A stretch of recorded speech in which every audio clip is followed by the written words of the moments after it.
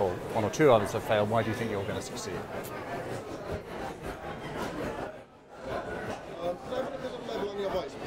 Me? Or Yeah, 1, 2, 3. up to 10? Is that sufficient? Okay, count to 10. I can count to 10. 1, 2, 3, 4, 5, 6, 7, 8, 9, 10. And you look at me, obviously it's just a quick check. Yeah.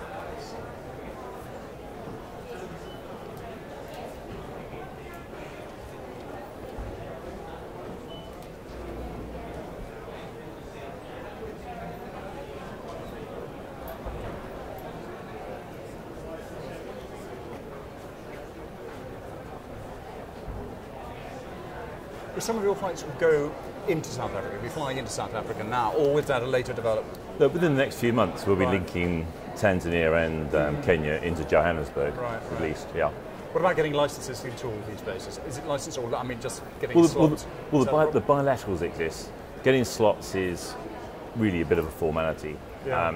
There's fierce competition locally between Yeah. But most of the routes are multi-designated, which means each country can designate Yeah. more than one airline. All right, ready to go. Okay, let's start off. Yeah. Others have failed at what you're trying to do, notably Branson in West Africa. What makes you think you can succeed? Well, I think timing is the main thing. I think we 5 years ago, 3 years ago even, would have been far too soon. I think now GDP's been growing, and that wealth that's flown into those countries from oil, gas, and minerals is now being spread through a much wider portion of the population. I think it's more political stability, a lot of inward investment, a lot of factors which make it just the right time now, I believe, to make this work. What makes you think there is, the people are going to want to travel? They're going to find somebody who wants to go from Kenya to Nigeria to go on holiday, for instance.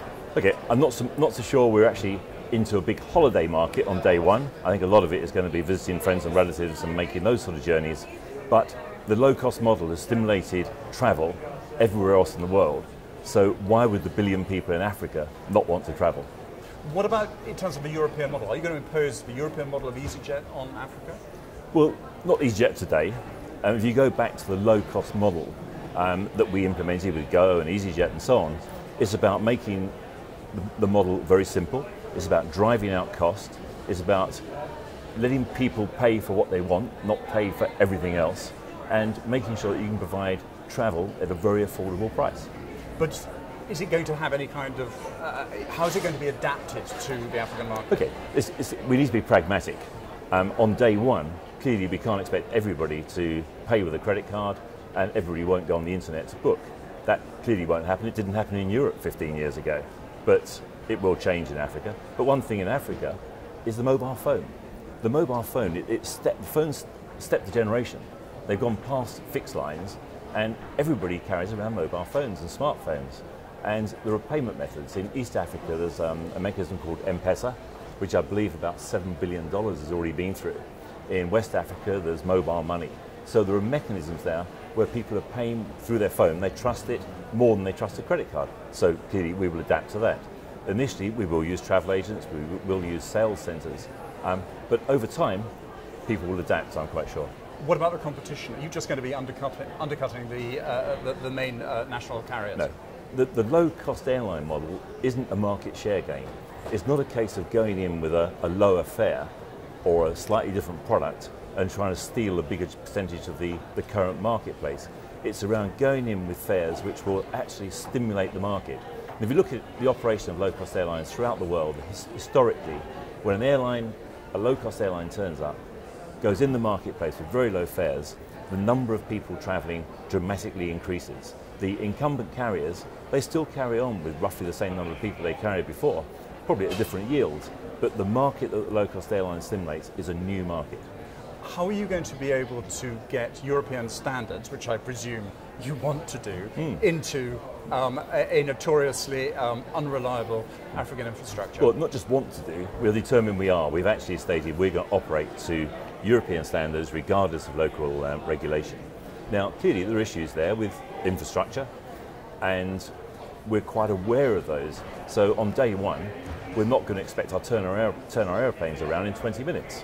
The infrastructure won't allow that. We're going to need slightly longer turnarounds to make sure we can do things in the right way. We probably won't find on day one or the labour we require.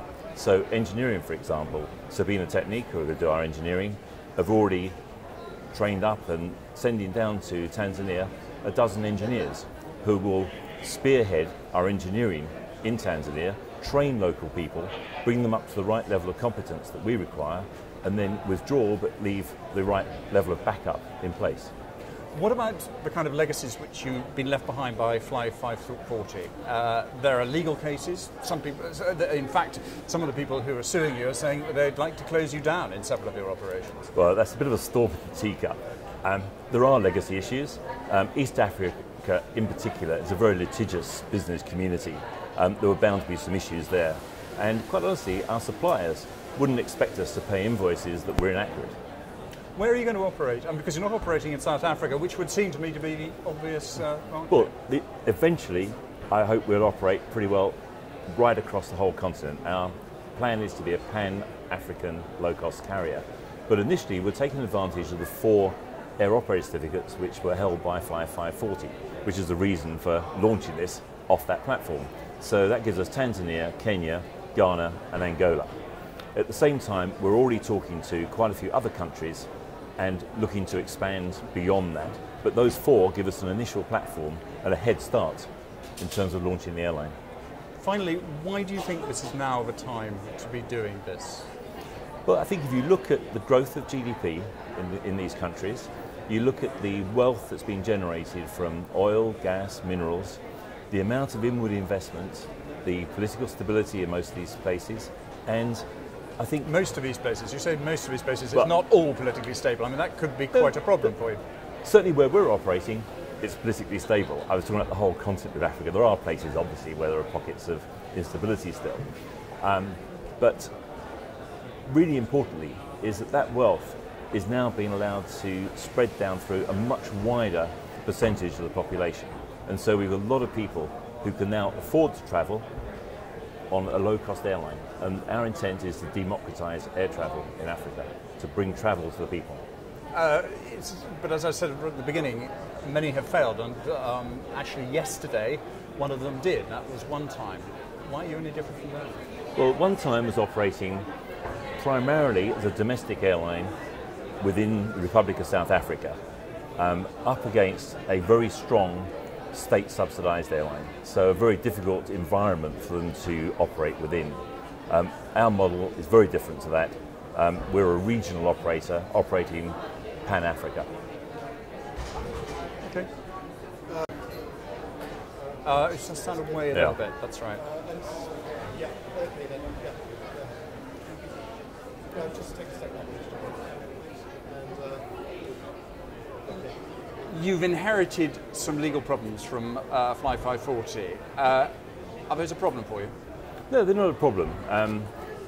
There are bound to be some legacy issues. An airline like that operating, a company like that operating in Africa. East Africa in particular is a very litigious business community.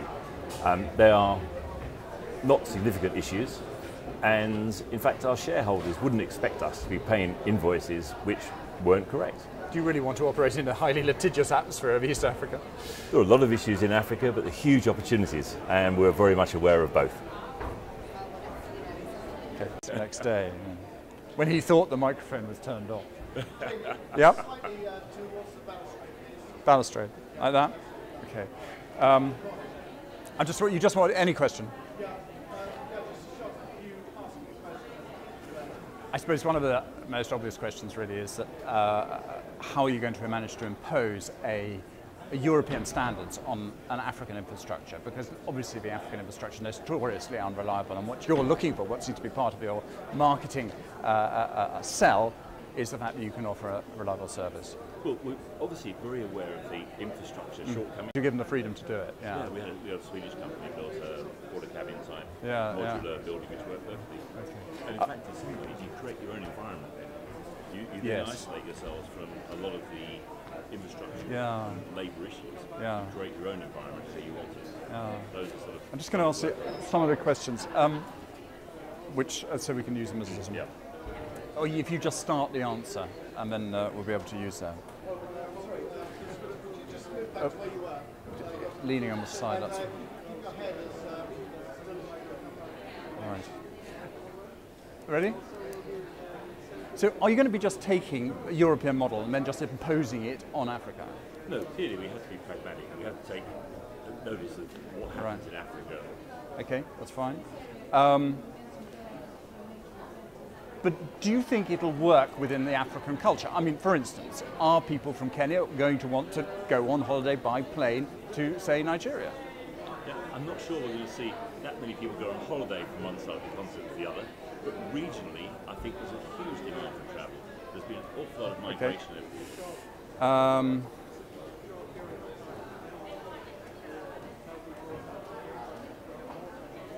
Let's do.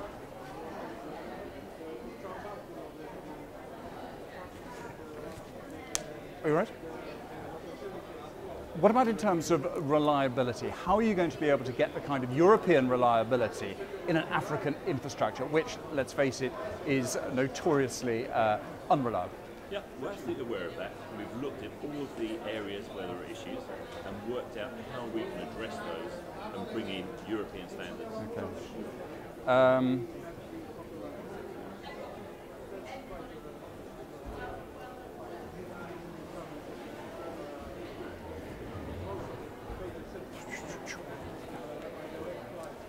So how are you going to adapt to the African model in terms of marketing yourself, in terms of actually getting the customers?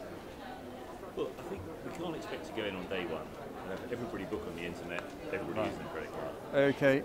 I did ask you about South Africa, didn't I? So why aren't you in South Africa then? Well, eventually we will be, I think, throughout the continent. Our aim and intent is to be a Pan-African airline. Okay. And just trying to remember how I asked the one. How did I? No, I think that's good enough. I think we got that. Oh, I've been asked you about the 540, haven't I?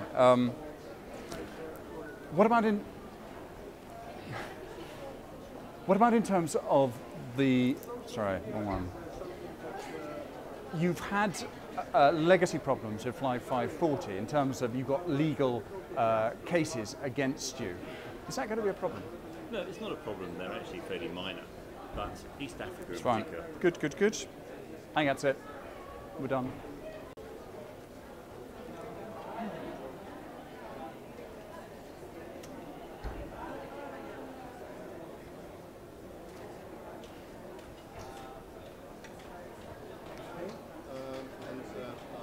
I'll be.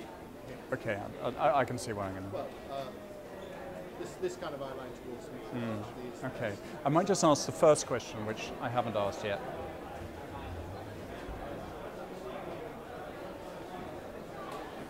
Just a tiny tad over this way, please, Jamie. What?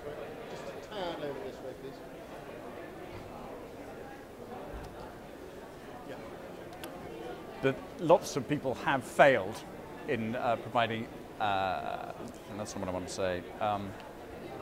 Others have failed. Richard Branson, for instance, in West Africa. What makes you feel you're going to succeed? Do you want to do the thing about loss of litigation, all those legal problems? Yeah. You've inherited a lot of legal problems from Fly 540. Is that going to be a problem? Yeah. I'm just going to ask a general question about adaptation to the market. How are you adapting an EasyJet business model to the African market?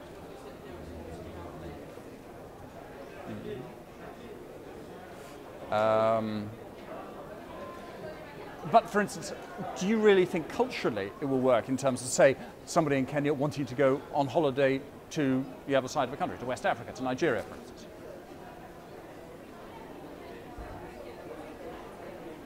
Right.